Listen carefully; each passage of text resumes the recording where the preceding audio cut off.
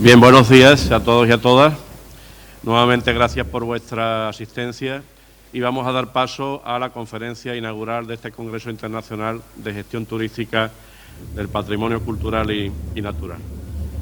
Y tenemos con nosotros precisamente a un lujo de conferenciantes, a Ona Vileikis, a quien tenemos que agradecerle muy sinceramente que nos acompañe en esta fase inaugural del Congreso, dado que ha tenido que realizar ciertamente esfuerzos importantes para buscar un hueco en su apretada agenda y, bueno, ha tenido que desplazarse concretamente desde Birmingham, coger varios trenes, avión. La verdad es que llegó bastante cansada, pero en fin, la hemos compensado, creo yo, suficientemente, pues por el hecho de que ha tenido la ocasión de conocer esta maravillosa ciudad que todos queremos, como es Córdoba, y que esperemos además que le haya gustado tanto como para volver en un futuro relativamente cercano. Ha tenido ocasión de conocer la Mezquita Catedral, el Palacio de Viana, de hacer un pequeño paseo también por la Judería, y yo creo que se va a enamorar de esta ciudad y por tanto vamos a poder contar con ella en lo sucesivo. Bien, Ona Vileikis es arquitecta, es doctora también en Ingeniería Civil por la Universidad de Leuven de Bélgica, cuenta además con una maestría en estudios sobre patrimonio mundial en la EBTU, Cottbus-Schenkenbeck de Alemania, y cuenta también con estudios superiores de planificación en materia turística en la Western Sydney University de Australia.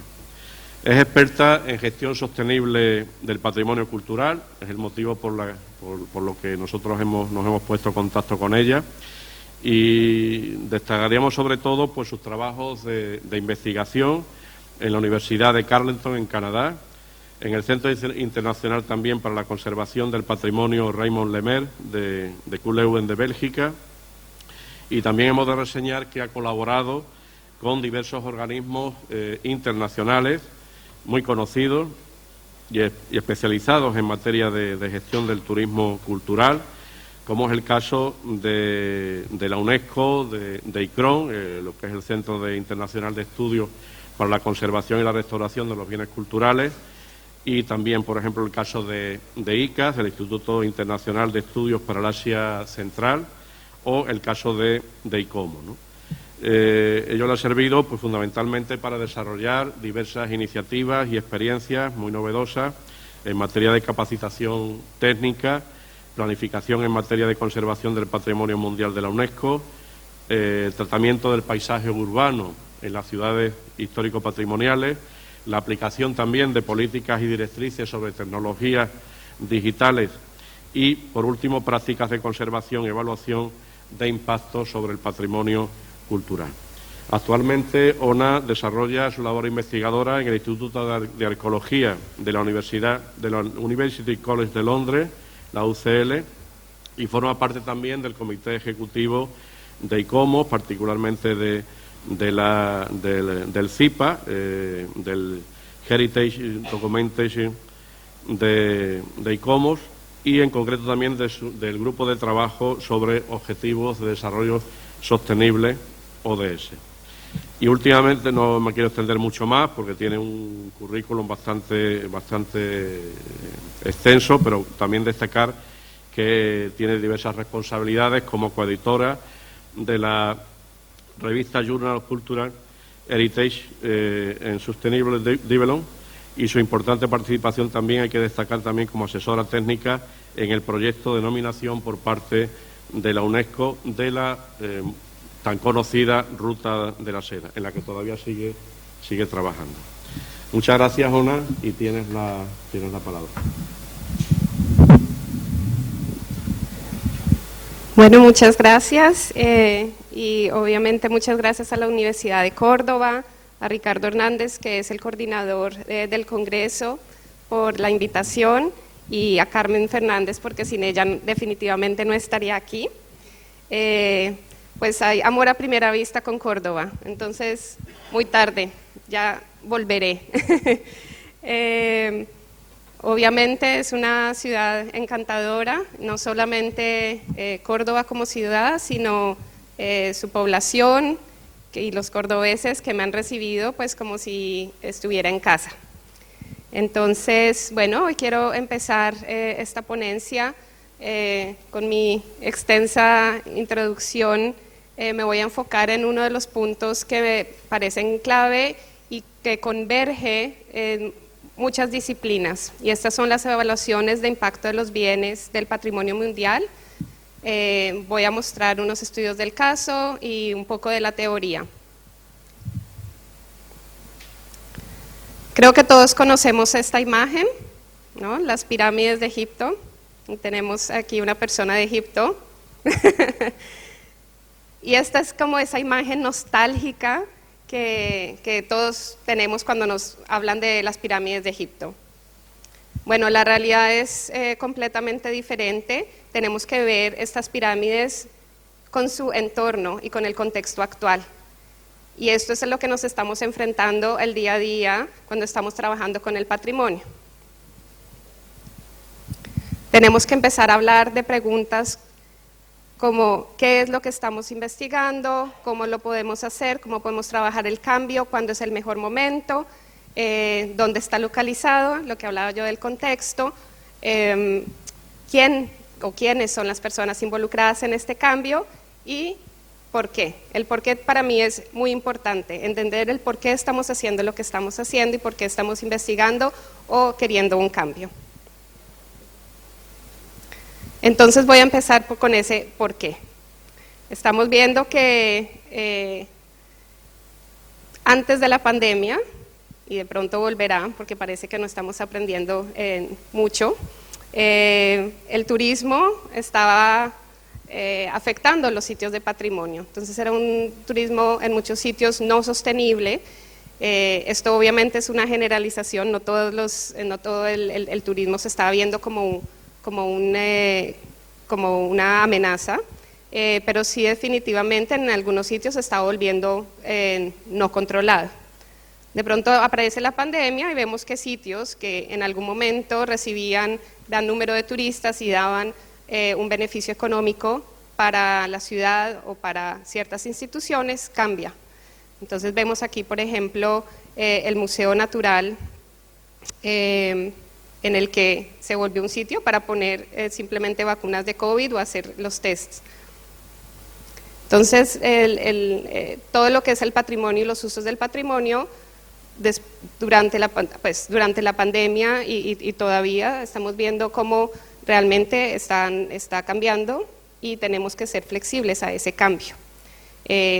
También vemos, no relacionados con la pandemia, los cambios, ¿no? Vemos aquí en Istambul, siempre todo lo que es cambios, desarrollo, aparece en las noticias, las torres que ganaron Istambul y toda esa zona es patrimonio mundial y ganaron que se destruyeran, ¿no? No sé si llegó a las noticias acá también.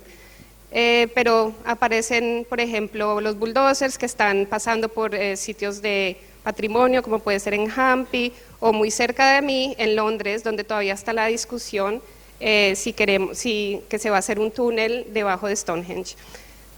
Siempre va a haber esas diferencias y diferentes perspectivas, donde la parte económica, y estoy muy contenta porque ayer descubrí que estoy rodeada de economistas y abogados. Esa visión es tan importante, ¿no? Pero tiene que haber un punto intermedio. ¿Qué más? Pues obviamente tal vez podemos planear mejor, ¿no? Esto es en Petra, también estuve trabajando unos años allá y veíamos cómo pues no había una organización en la zona de patrimonio, como por ejemplo los burros que estaban subiendo estaban también afectando el patrimonio. Obviamente tenemos que darle posibilidades y accesibilidad a todos, pero pues hay unas ciertas limitaciones. Este es el mismo sitio en Petra donde estamos trabajando, de hecho estamos haciendo un plan de manejo de riesgos y colapsó una de las estructuras. Aquí está la directora de la UNESCO, Ana Paulini, en ese momento de UNESCO Oman. Entonces es muy frágil, ¿no? El patrimonio. Bueno, volviendo al tema de las evaluaciones del impacto de patrimonio, ¿cuándo se deben hacer y por qué?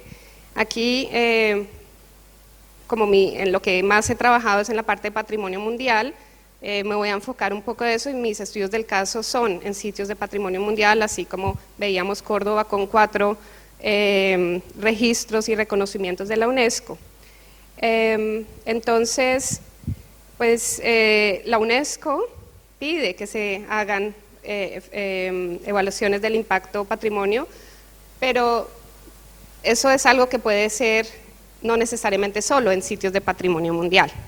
Entonces, lo que se hace es una evaluación de un proyecto, siempre necesitamos un proyecto, un plan, que se va a evaluar cuál va a ser ese impacto en el valor universal excepcional y los atributos, aquellos elementos que hacen ese sitio tan especial. Entonces, eso es parte de las directrices de la Convención del Patrimonio Mundial. En el artículo 172, esto están en línea y estoy muy contenta porque las últimas, que son del 2019, también están en español. Entonces tienen acceso, acá está, bueno, no se alcanza a ver, pero siempre puedo pasar todos los enlaces que necesite. Y en el artículo 118, donde ya están incorporadas, el artículo 172 habla que siempre que se va a querer un cambio es necesario reportar al Centro de Patrimonio Mundial que se quiere hacer ese cambio en la zona de patrimonio, con el proyecto específico. Y en el 118 bis, que se incluyó en Bakú en el 2019, ya vemos cómo está incluido como la parte de evaluaciones de impacto que pueden ser, voy a dejar el tema solo evaluaciones de impacto, porque muchas veces tenemos impactos ambientales, impactos patrimoniales, sociales, hay una gran variedad, pero al final lo importante es ver todo en conjunto. Entonces, claramente pues se habla de impactos patrimoniales, de una evaluación de impacto patrimonial para darle el enfoque al patrimonio, pero siempre es necesario considerar todos los otros entornos. ¿Cuándo se hace? Bueno, cuando viene un cambio. Aquí muestro 2 ejemplos curiosos de sitios de patrimonio que se han vuelto y se han abierto al turismo. Uno es una granja que se volvieron un hotel y el otro es una cárcel en la cual los turistas van y viven como si estuvieran en la cárcel. Bueno, eso es al gusto del consumidor, ¿no? Pero pues todas estas cosas requieren cambios y adaptaciones. Voy a mostrar un ejemplo, uno de los ejemplos que mostraré es relacionado con hoteles también y cambios. También vemos como Alula es uno de los ejemplos que mostraré luego, como también hay una planeación del cambio de traer, Alula está localizado en Arabia Saudita y como actualmente vemos hacia el lado mío derecho, vemos cómo es Alula en este momento y cómo quieren volverla, ¿no? Esto es solamente, si ustedes ponen Alula Journey Through Time, van a encontrar unos videos increíbles de lo que es la visión de Alula para generar un cambio turístico. Entonces la evaluación es de impacto y por eso puse entre paréntesis patrimonial, es un proceso y es algo que se debe empezar y se debe incorporar este grupo que trabaja desde un comienzo. Es una acción anticipada y preventiva y es también una forma de pensar, es una forma diferente de trabajar. Llevo varios años trabajando con proyectos bien grandes y pequeños, pero siempre creo que el dar inicio a una evaluación de impacto y hace que cambiemos la mentalidad de cómo estamos trabajando y espero que después de que muestre los ejemplos vayan a entender el por qué. Y la idea es obviamente traer comunicación. comunicación entre diferentes instituciones, comunicación entre diferentes disciplinas para generar efectos positivos y llegar a ese balance entre cualquier plan de desarrollo y la conservación también, ¿no? La protección del patrimonio. Y siempre lo que para mí siempre es clave, manejar el cambio, no detenernos. De esa forma pues podemos respaldar los procesos de planificación y asegurar que esos sitios de patrimonio mundial se puedan proteger, pero es importante empezar a tiempo, ¿no? Durante una etapa de conceptualización, no cuando ya el proyecto esté listo o casi que construido, porque va a ser más difícil entrar en una discusión. Entonces, al final parece una actividad muy simple, pero puede llegar a ser muy, muy compleja. A veces yo digo que debía haber estudiado también psicología, en vez de haber sido arquitecta o estar en mi ambiente de arqueología, porque requiere mucho de un cambio mental. ¿Quiénes nos beneficiamos? Bueno, todos. Todos nos beneficiamos, desde las autoridades que están tomando una decisión hasta la comunidad que ojalá sea parte también de esta decisión.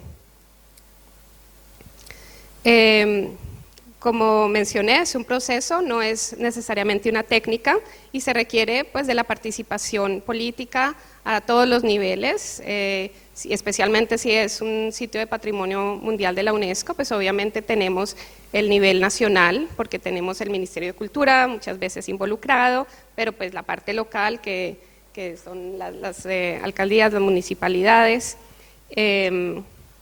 Y algo muy importante es que estemos volviendo, y yo soy parte, como se mencionó hoy, soy parte del grupo de desarrollo sostenible del ICOMOS. Tenemos un grupo de trabajo en el que estamos enfocándonos y viendo cómo, ¿no?, el patrimonio puede llegar a ser sostenible y podemos, por medio del patrimonio, dar nuestra parte para los objetivos de desarrollo sostenible.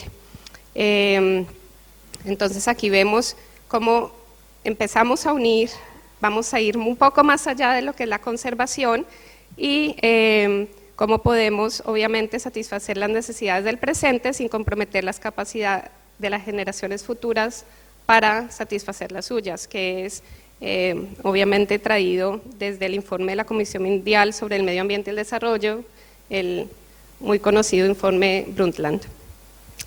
Aquí vemos que estamos incluyendo las personas, la prosperidad, la paz, las relaciones y el planeta, ¿no?, básicos para poder nosotros vivir, y patrimonio obviamente es parte de estas. Como parte del ICOMOS también estamos trabajando y se han desarrollado orientaciones de políticas para los actores del patrimonio y desarrollo. En este momento solo está en inglés, pero yo personalmente soy el punto focal para comunicaciones y estoy trabajando en la traducción en español. Entonces, estamos traduciéndolo en muchos idiomas para llegar a todos los rincones, digamos, un poco, y es bien práctica. Entonces, en este momento, como dije, está en inglés, pero pronto estaremos subiendo a la página del ICOMOS las diferentes traducciones. Cuando mencioné acerca del cambio es ese cambio mental en el que patrimonio ya no se ve como una isla aislada, o que nadie puede tocar, o que solamente es del conservador. No, patrimonio se deja de ver así, se ve parte de la vida, y esto se ve reflejado en diferentes documentos internacionales, como son la recomendación del paisaje urbano histórico de la UNESCO, la declaración de Hangzhou, la agenda del 2030 sobre el desarrollo sostenible, con diferentes metas, especialmente la número 11, que es la parte de las ciudades, pero en ese documento que les comenté anteriormente del ICOMOS, se hace también énfasis a que patrimonio colabora y es parte de cada uno de los objetivos, y eso es bien interesante entender. Claramente mucho más en unos que otros, pero la idea es que esperamos que en el futuro el patrimonio esté más incorporado y más vivo en todo este tipo de declaraciones o de agendas, ¿no?, mismas de las Naciones Unidas. Bueno, volviendo al tema de los impactos patrimoniales, bueno, necesitamos una buena base de información, tiene que estar fundamentada. Ciencia juega un papel muy importante aquí, porque es la única forma también de mostrar que efectivamente la base y todo lo que estamos haciendo tiene una base científica y no es porque creemos que las cosas se puedan dar así. Es importante incluir a todas las personas, que sea inclusive y que sea un proceso transparente. Por eso casi siempre las evaluaciones son hechas por un consultor que es independiente de las personas que se están trabajando. Entonces, ahí es la parte en que entra una mediación y un trabajo y una guianza, ¿no? a las diferentes personas que están discutiendo un proyecto. Es un poco, no sé si han jugado esto, pero las serpientes y escaleras, no sé si se llama así aquí, en el que es un proceso, vamos, subimos, bajamos, a veces volvemos a ceros, volvemos, pero siempre estamos todos con una visión y es llegar al final. ¿Cómo lo hacemos? Bueno, un punto muy importante es acerca de los permisos, licencias y el diseño del proyecto. No porque tenemos un permiso significa que el proyecto es bueno, y eso pasa mucho. No tenemos que poner el sello de que el proyecto ya quedó aprobado por la municipalidad y entonces ya tenemos una línea verde pues, para construir el proyecto. Cuando trabajamos con las evaluaciones de impactos patrimoniales, siempre estamos trabajando con las autoridades también para escoger las mejores opciones. Es un poco ese juego de las escaleras de subir y bajar. Entonces, si ya está todo aprobado y listo, pues muchas veces es muy tarde para que digamos, no, ya no, porque como no funcionó, volvemos otra vez a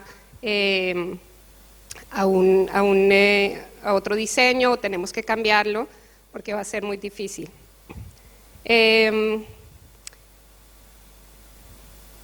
Y puede muchas veces sentir la persona que está desarrollando que el proceso va a generar un impacto negativo, porque si ya tengo listo, ¿por qué tengo que volver y por qué tengo que durar mucho más tiempo haciendo esos cambios?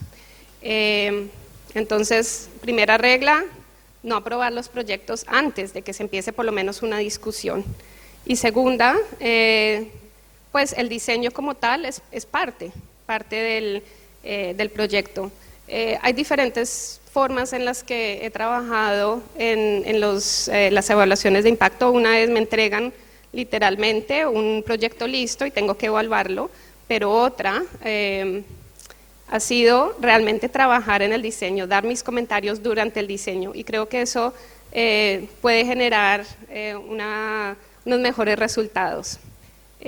Porque sé el enfoque como arquitecta, también ingeniera, sé todo lo que cuesta simplemente poner unos planos, ¿no? para entregar o hacer una factibilidad de un proyecto, ¿no? Y de cierta forma, así no se vea, estoy segura que va a ahorrar dinero, porque el dinero es tiempo. El tiempo es dinero. Bueno, tenemos diferentes documentos. Uno es de la IUCN, que es la parte natural, y el ICOMOS, son dos documentos que ayudan, son unos lineamientos de cómo seguir para ejecutar una evaluación de impacto patrimonial. Pero ahora, y ya casi, eso seguimos prometiendo que ya casi va a salir un documento que va a combinar los dos, porque ICOMOS también y IUCN están trabajando muy en conjunto, también con ICROM, para demostrar que naturaleza y cultura pues vienen de la mano. Entonces es mucho más interesante mostrar un resultado conjunto. Cuando salga enviaré el enlace, pero seguro va a salir este año. ¿Cuáles son los pasos? Bueno, acá tengo 10 pasos para hacer una evaluación de impacto patrimonial. empezamos con que los Estados miembros, que sería donde está el Ministerio de Cultura, o si lo hacemos un poco más local, esto depende, aquí como dije está enfocado un poco más hacia la parte de la UNESCO, se hace una selección del proyecto, se ve cuál es el alcance del proyecto y si vale la pena o no. Creo que aquí podríamos, y ya que tengo aquí este supergrupo de economistas, esa parte de la factibilidad de un proyecto todavía falta mucho, porque lo que se está haciendo es que se escoge un proyecto, queremos que se vuelva un hotel, y muchas veces no hay números para entender si realmente va a ser factible o no. Se empieza ya con el diseño y se empieza a hacer con otras, ya la parte de una evaluación con un proyecto. Entonces, esa parte previa creo que todavía está un poco débil y otras disciplinas podrían entrar a participar aquí. Bueno, voy a empezar igual con los puntos, después viene la parte donde trabaja el equipo en conjunto y después se vuelve a una revisión. Esta es la parte de las serpientes y las escaleras en el que siempre nos estamos moviendo en los diferentes puntos. Bueno, esto fue lo que mencioné acerca del alcance y de la selección del proyecto.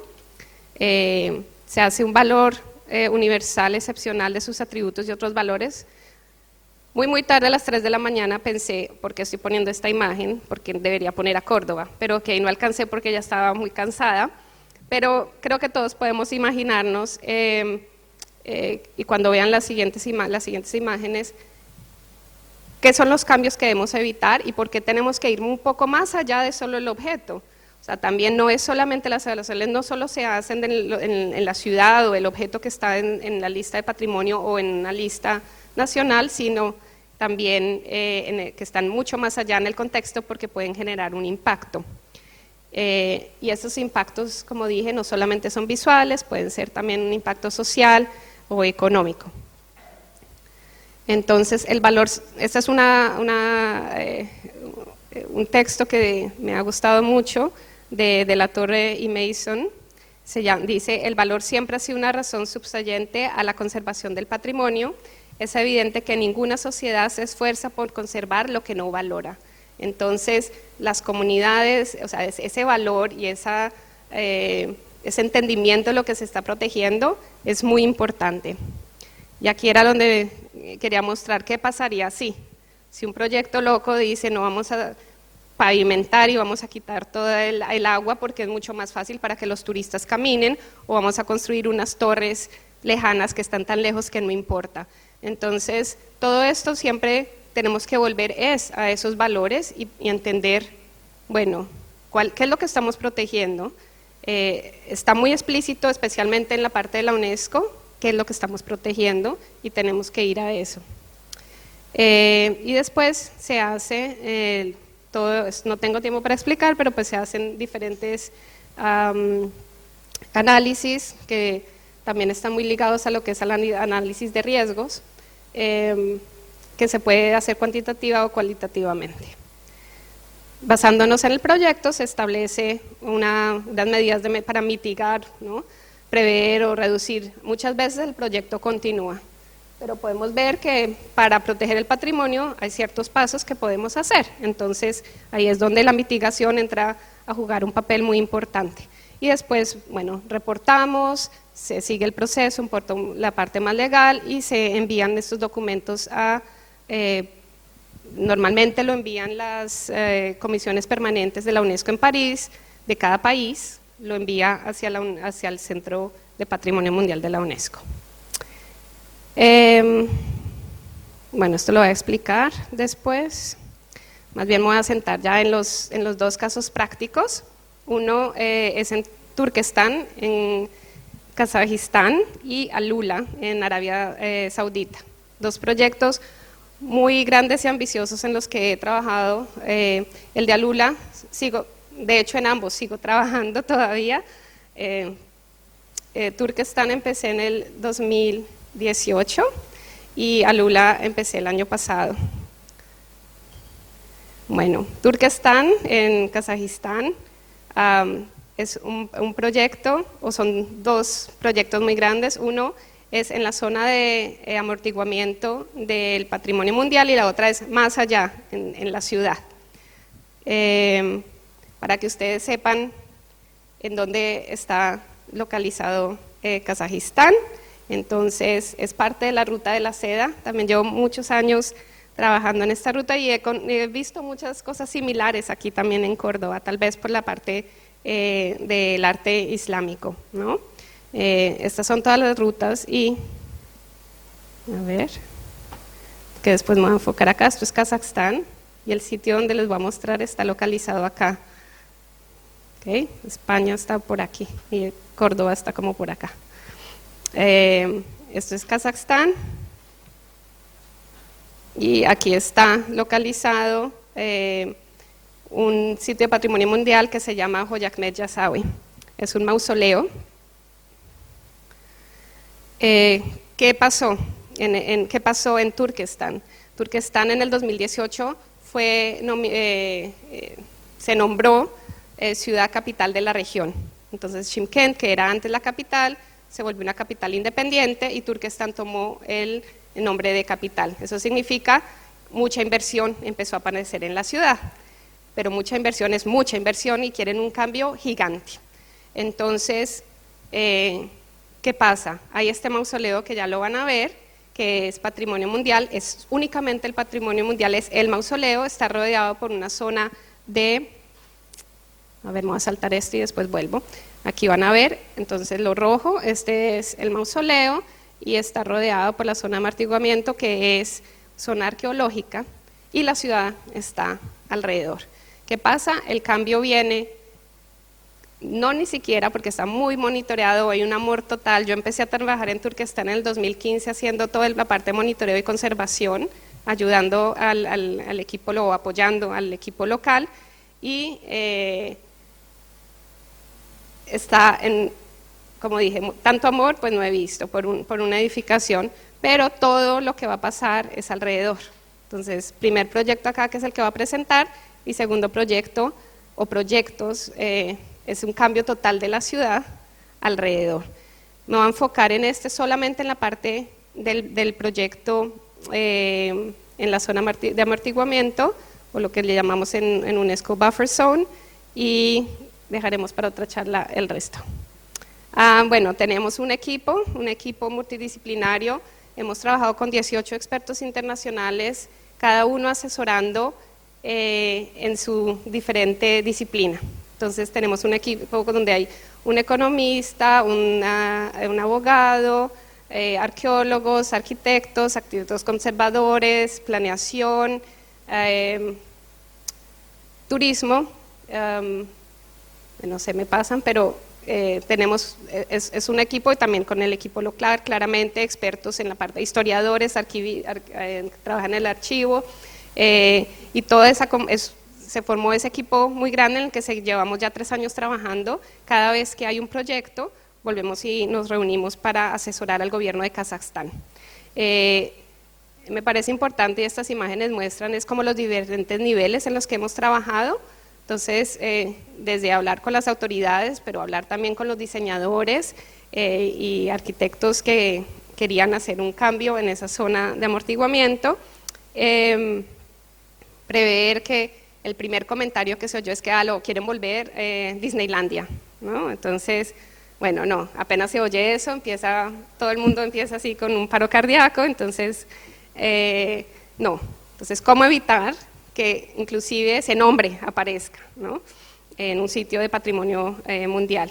Y pues obviamente el trabajo con las autoridades, acá tenemos la viceprimer ministra con la que estamos discutiendo los pasos y con la cual nos encontramos una persona muy abierta, con la cual seguíamos trabajando, está el Ministerio de Cultura y todas las autoridades nacionales y locales en las que nos reunimos constantemente para empezar para discutir a diferentes niveles, obviamente, porque el cambio viene desde arriba, ¿no? El cambio fue autorizado y mandado por el presidente, entonces se debía hacer. El problema es cómo lo hacemos, ¿no? Este es el mausoleo que estamos protegiendo. y todas las discusiones están alrededor del mausoleo. Para que se den una idea, ese es el equipo de trabajo, ¿no? Del tamaño. Que es importante que el mausoleo fue nombrado como criterio 1, 3 y 4, lo más importante del mausoleo es que, como pueden ver acá, no fue terminado. Entonces, si ustedes van a otros sitios como en Samarcanda, esto es una edificación de Timurid, y la parte del frente nunca se terminó, entonces se ve todas las formas constructivas. Pero no se reconoció. Aquí vemos todo lo que dice la ficha del dossier de la nominación, ¿no? Las cúpulas, la mayólica, la parte de construcción técnica, pero no se reconoció lo que nosotros llamamos esos valores más amplios, que es la parte intangible. Este mausoleo es, después de Meca, uno de los sitios más importantes también para el Islam, y esto no ha sido reconocido. Tampoco esa parte de los peregrinos que van a visitar, que también son tan importantes. Entonces, en la parte de la evaluación del impacto ambiental empezamos a ver, patrimonial, empezamos a ver esas dos cosas: conservación, pero también la parte intangible y la parte del turismo que también traen los peregrinos. Para hacerlo corto, primero este fue el concepto de Disneylandia, que fue presentado, en el que se quería reconstruir toda la zona arqueológica como era antes, porque hay imágenes que muestran cómo era, y que se quería una zona muy grande, ser reconstruida, crear unos lagos, crear toda la parte de recorridos para abrirlo a los visitantes. Fueron los primeros conceptos que recibimos, ¿no? Hacer una entrada estilo Taj Mahal, y bueno, de pronto en otro contexto está bien, pero si volvemos realmente a la historia, no. ¿Qué hicimos? Empezamos a mirar toda la parte de archivos, mirar por dónde estaba la ciudad, todos los archivos arqueológicos, y empezar a entender el sitio como tal. Ahí ven ustedes, esto es aquí el mausoleo, esto es uno de los primeros planos, porque esto era una ciudad, ¿no? Kultove, que era una de las ciudades, la ciudad antigua, pues que ahora se volvió solamente es un sitio arqueológico, pero todavía hay rasgos de todos los caminos de la ciudad como tal. Entonces empezamos a hacer un análisis un poco pues, más histórico y más de ciencia, para empezar a entender. También empezamos a ver el contexto, imágenes y cómo se podía hacer un mejor plan. Visuales también. Hicimos recreaciones virtuales para entender cómo era, ¿no?, antes, y cómo se veía. Nunca era un estilo Taj Mahal, nunca se creó porque era un mausoleo y alrededor había una necrópolis con más mausoleos. Entonces realmente la intención nunca era crear lo que recibimos en la primera instancia. Entonces nace la idea de crear un parque arqueológico. Es con la declaración de Salala de ICOMOS, habla de los parques arqueológicos, si alguien está interesado, Salala. Y la idea es hacer la menor intervención al parque, empezar a abrir unas ventanas arqueológicas, pero sí crear un ambiente de interpretación para los visitantes. Entonces este primer concepto, me estoy cortando el tiempo porque fue mucho trabajo, se convirtió en la creación de un parque arqueológico en la que sí se creaban ciertos espacios para los turistas, para los peregrinos, y además también se creaban, analizando en el lado que ustedes ven acá, para ustedes derecho, toda esta zona fue ya muy maltratada y excavada y destruida en los tiempos soviéticos. Entonces ya no hay capas arqueológicas, entonces se empezó a hacer toda esta, se pasaron los servicios y toda la parte pues de un jardín botánico que se quería hacer, y más un poco la parte bueno, no, la palabra no sería diversión, pero entretenimiento tampoco, bueno, no pensemos en Disneylandia, pero diferentes servicios aquí para que la gente pudiera también entretenerse, ¿no?, dentro del parque. Y esto es Culto Ve Hoy, vemos el mausoleo al fondo, unas técnicas de conservación de estándares muy altos, en las que sí hay unas zonas que ya han sido abiertas, y vemos aquí la cubierta. También se está haciendo un plan y se está haciendo una propuesta que se va a pasar también a la UNESCO para su aprobación. Entonces, todo esto fue un trabajo de todo este grupo, y seguimos, como digo, seguimos trabajando, es porque seguimos controlando, seguimos monitoreando que lo que está pasando está de acuerdo a lo que hemos propuesto, y la ciudad también sigue creciendo. Esa es una historia bastante interesante que se mostrará en otra ocasión. Y ahora voy a pasar al otro lado del mundo. Este es el segundo estudio del caso, que es un hotel boutique de patrimonio en Hegra.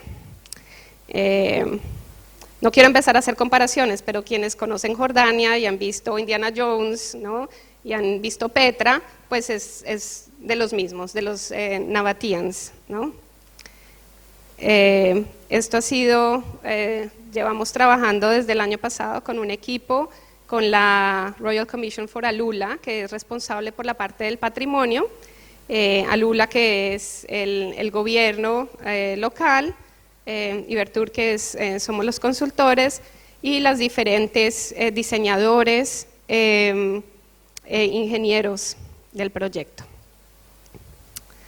¿Dónde está localizado? Entonces, aquí está Hegra, esto es Arabia Saudita, y está aquí. Y acá está, dentro de esta misma zona, aquí está Alula. Alula es la ciudad, Hegra es la zona arqueológica. Entonces, vemos aquí, no sé qué tan claro se ve, pero la parte blanca es la zona de patrimonio mundial, es muchísimo más grande, que obviamente el mausoleo que les está mostrando aquí. Lo que se está en la lista de patrimonio es la arqueología, pero también incluye una estación ferroviaria, que es la Hijaz, que era la que comunicaba lo que es con Medina, y es una zona de peregrinación también. Entonces, si estamos hablando un poco de lo que es el valor universal excepcional y sus atributos, se hizo también un análisis, ¿no?, qué es lo que estamos protegiendo y qué es lo que se encuentra dentro de esta zona de patrimonio que debemos proteger. Dentro de estos está esta estación, que es de la época otomana, está un fuerte con un pozo, y también tenemos la parte que es móvil, que es todos los trenes, las locomotoras, los vagones, que son parte del inventario del RSU en Alula. Y además tenemos, esta es la tipología, ¿no? Este es aquí, para que den una idea, solamente una esquinita donde son 17 edificios que, como ya ven, el plan es que se vuelva un hotel. ¿De dónde viene toda esta idea? También Alula y el gobierno de Arabia Saudita tiene una visión a largo plazo, la visión del 2030, en el que quiere desarrollar el turismo. ¿Y cómo lo quiere desarrollar? Tiene planes muy, muy claros para Alula. Es el desarrollo de 5 distritos en los que cada uno de ellos existen diferentes regulaciones, diferentes conceptos. En el contexto que yo estoy trabajando es el distrito 5, que es Hegra y la ciudad histórica. Interesante es que todo es hacia un desarrollo sostenible y con altos estándares de sostenibilidad. Entonces ahí tienen 12, está en inglés, pero son los 12 diferentes principios de Alula. Entre esto es parte de la reutilización adaptiva, basada, como dije, en estándares internacionales de conservación y protección y códigos y documentos nacionales. Esa integración entre naturaleza y mejorar, ¿no?, los estándares de naturaleza también son muy importantes en HEGRA. Empezamos para hacer el desarrollo de impacto patrimonial, pues empezó a hacer, o inclusive el proyecto como tal, ¿no? Todo es el proceso, pues una información de base que se tenía, todos los archivos de fotografía, para entender qué ha cambiado, ¿okay? Tuvo una intervención gigante en los 80s y en los 90s. Entonces, ¿qué es, digamos, original, qué no? ¿Qué tomamos como algo, un elemento para proteger y que no, ¿no? Tenemos, se hizo también con tecnologías digitales, se utilizó el escaneo de 3D para, como ven, para crear un Revit y empezar a hacer todo el análisis de los edificios, analizar pues su conservación y el estado de conservación y ver también los elementos que han causado por su uso, la adaptación que se le dio en los 90s, era una adaptación que está dañando los edificios, ¿no?, lo que son el aire acondicionado y todas las intervenciones de tuberías, baños, etcétera. La propuesta es, después les muestro, pero es cambiar HEGRA e integrarlo, que la estación quede integrada como era un poco en el pasado, eliminar todos esos materiales que no son compatibles pues con el sitio en el que se encuentra. Entonces está la estación, alrededor están toda el sitio arqueológico de los Nabateans. Entonces, como principios básicos, la idea era crear un diseño proactivo con la evaluación del impacto ambiental.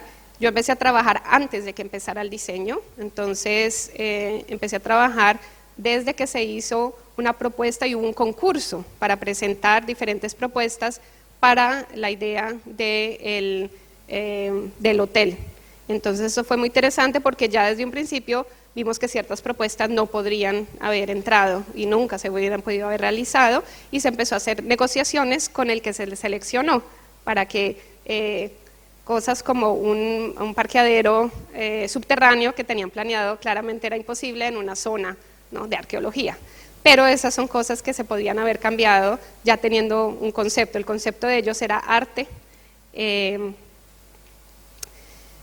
arte, traer la naturaleza, hacerle un honor a toda la parte del patrimonio y, claro, volverlo un hotel de alto lujo.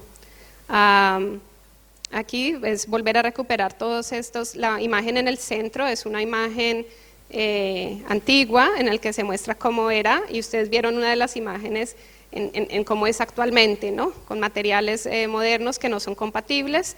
Entonces se quiere recuperar los atributos del desierto, se está trabajando con toda la parte de agricultura, de regenerar el paisaje, de traer las plantas nativas, retirar las que no son, o sea, ahí empezamos a ver cómo va más allá de conservación o de una parte arquitectónica, porque es todo un contexto de paisaje también.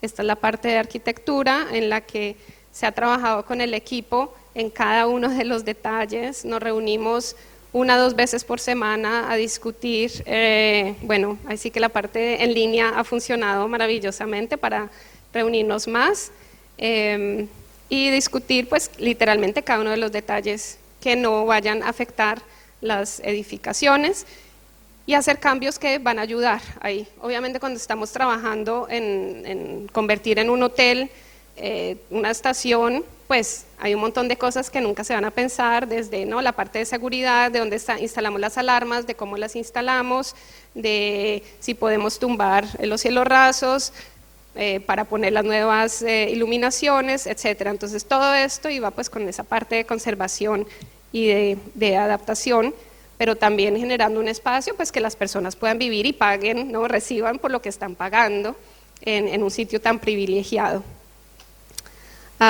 Por ejemplo, estos eran diferentes escenarios que recibimos para un parqueadero, el famoso parqueadero que iba, siempre se volvió un problema porque ¿dónde van a parquear los carros? Pero se mandó todo hacia las afueras. Entonces, esta es la línea de patrimonio, ¿no? De la UNESCO. Y aquí todo esto es la zona de amortiguamiento. Entonces, todos los servicios se mandaron a la zona de amortiguamiento y ven acá hay diferentes opciones en las que se estuvieron trabajando. ¿Por qué esto es importante? Porque querían poner o quieren poner paneles solares. Entonces, obviamente, siempre generan un impacto muy fuerte a la vista, pero por el otro lado de sostenibilidad, pues es grandioso. Entonces, se hizo muchos análisis para ver cómo era la mejor forma de crear una edificación que no tuviera un efecto visual, todo lo que está relacionado, y yo soy muy estricta con eso, en la parte de amortiguamiento es mucho más allá acerca de la parte visual, más de lo que se va a hacer realmente, porque la parte de amortiguamiento, como suena, ¿no? Su nombre lo dice, es amortiguar cualquier efecto que pueda pasar en la parte de la zona de patrimonio mundial. Y, por ejemplo, se hicieron diferentes evaluaciones de sostenibilidad, eficiencia energética de los edificios. Este es un edificio nuevo que se va a poner entre los dos, o sea, la propuesta es poner acá este edificio en la mitad de dos edificios patrimoniales y ver cómo esto podía funcionar para primero no dañar ninguna de las capas de arqueología, no subirnos más de lo que correspondía y crear un poco esa transparencia sin bloquear la vista, ¿no? A Hegra.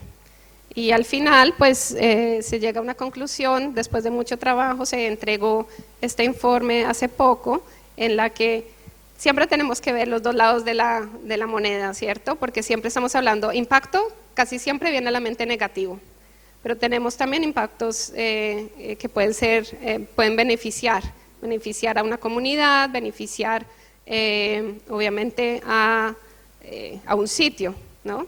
Entonces, estas son unas tablas que son las que aparecen en el ICOMOS, en las que ustedes pueden seleccionar cuál va a ser el tipo de impacto. Entonces, se concluyó que pues, no va a tener un impacto negativo, sino al contrario, un impacto positivo, y hay pues, una lista de explicaciones largas. Y para nosotros, pues la mejor estrategia de mitigación fue empezar con una evaluación de impacto patrimonial, y se han acordado siguientes pasos, como pueden ser unos sondeos de investigación arqueológica antes de iniciar cualquier obra, la presencia permanente de un arqueólogo y conservador pasa, como diría yo, en las mejores familias que el contratista no tiene ni idea de conservación, ¿okay? Pero entonces se ponen unas normas que se deben cumplir para tener en cuenta que esos niveles que tanto hemos hablado y tantos hemos discutido, pues aparezcan toda la parte de los estándares internacionales o locales de códigos, pues estén presentes con el enfoque de patrimonio. Y pues el RSU siempre va a estar presente haciendo el seguimiento y nosotros continuamos como consultores. Mi contrato dice hasta que se construya el hotel. Entonces, claramente necesito que se construya o si no viviré para siempre en Alula. Que no, es un sitio maravilloso, igualmente. Entonces, para ya concluir, pues nuevamente, las evaluaciones de impacto patrimonial son un proceso, punto. Se deben adaptar al contexto local. ¿Okay? No hay una fórmula, pero sí hay unos lineamientos que nos pueden ayudar y todos estos ejemplos de pronto les pueden dar a ustedes una idea de cómo adaptarlos en el caso, por ejemplo, de Córdoba. Como mencioné, pues es la parte técnica, pero también está una parte social. Y lo más importante es esa comunicación, ese diálogo, que es muchas veces muy difícil generar dentro de diferentes disciplinas y grupos de trabajo. Deben estar alineados con los planes de gestión. o deben dar el inicio a un plan de gestión, que a veces muchos sitios siguen sin planes de gestión y lineamientos de conservación. Y se deben pues, tener en cuenta obviamente los proyectos, que esto, y no lo mostré hoy, pero no solamente se aplica al desarrollo, las evaluaciones de impacto patrimonial, pero también a conservación. Entonces, si queremos un gran cambio, pero es relacionado con la conservación, normalmente también debe ser reportado a la UNESCO. Y bueno, si no sabemos cómo hacerlo, es mejor preguntar, ¿okay? Siempre estamos disponibles y hay grupos de personas, especialmente por el lado de ICOMOS, que llevamos mucho tiempo trabajando en esto y siempre somos muy felices de dar cualquier opinión o de aportar a un proceso. La documentación, importante. Si no sabemos lo que tenemos, ¿cómo lo vamos a proteger? Y esto también ayudará a crear mejores procedimientos institucionales que pueden, como dije al principio, puede traer una eficiencia y efectividad también económica. En la parte de impactos, pues muchas veces los directos no son tan importantes como los indirectos. Y aquí empieza a jugar un papel muy importante lo que son los objetivos de desarrollo sostenible y esa parte del turismo, porque a veces no se ven y no sé, cuando alguien es un arquitecto o trabaja en conservación, muchas veces no ve más allá de su objeto, entonces por eso es una acción multidisciplinaria. Y algo muy importante es que después de que se hace como dice mi contrato, pues sigo el monitoreo y sigo viendo que así ya se haya entregado un reporte y después cuando regrese la evaluación de ICOMOS, pues alguien tiene que estar monitoreando que lo que se está proponiendo pase. Y para concluir, entonces, esto es otra charla. No podemos resolver los problemas del mañana con las herramientas del ayer, es decir, aprovechemos, utilicemos todas esas herramientas de digitales en las que podemos ver el futuro sin necesidad de dañar el patrimonio. Entonces podemos jugar mucho con todas las opciones hasta crear los mejores escenarios para la protección del patrimonio. Y con esto entonces termino, creo que era la hora que me dijeron exactamente, y quiero darles las gracias a todos y sigo atenta para cualquier pregunta. Igual estoy aquí estos 2 días y estoy muy emocionada de oír además otros puntos de vista de todos ustedes. Muchas gracias.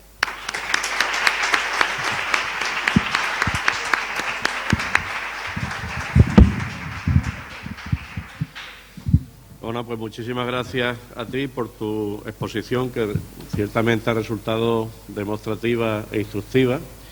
Y bueno, a partir de ahora, como vamos también de tiempo, cosas raras en los congresos y en este tipo de eventos, pero vamos prácticamente al 100% de puntualidad, pues incluso por deferencia también al público asistente, y dado que yo creo que ha sido una conferencia muy interesante, aunque sea brevemente, pero dar pie a que pueda haber alguna pregunta, alguna consulta, alguna cuestión que se quiera plantear por parte del público.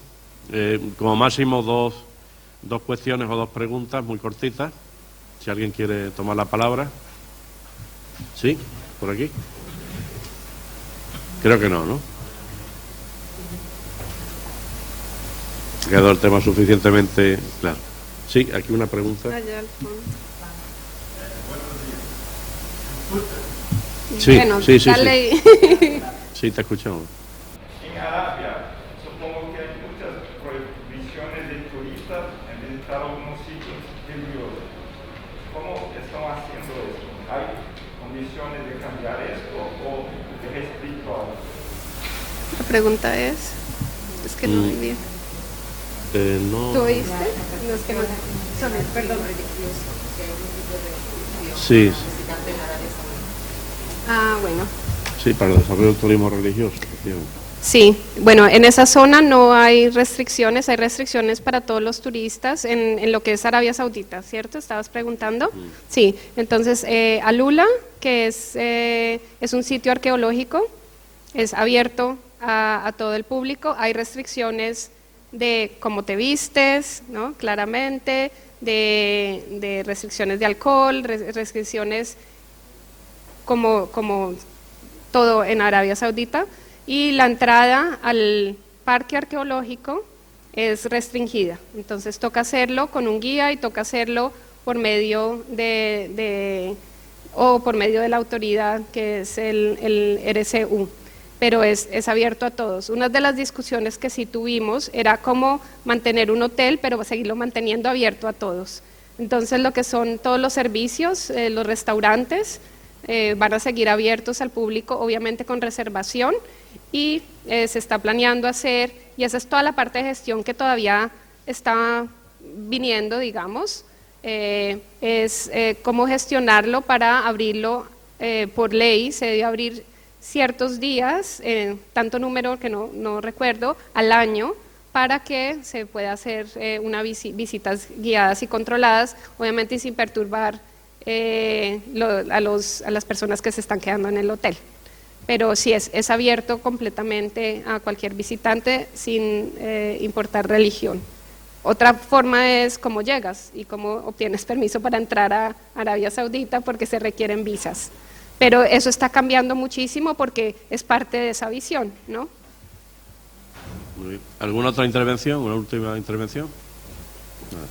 Bueno, pues entonces muchísimas gracias, y como habrán visto en el programa, tenemos ahora un receso de una media hora aproximadamente.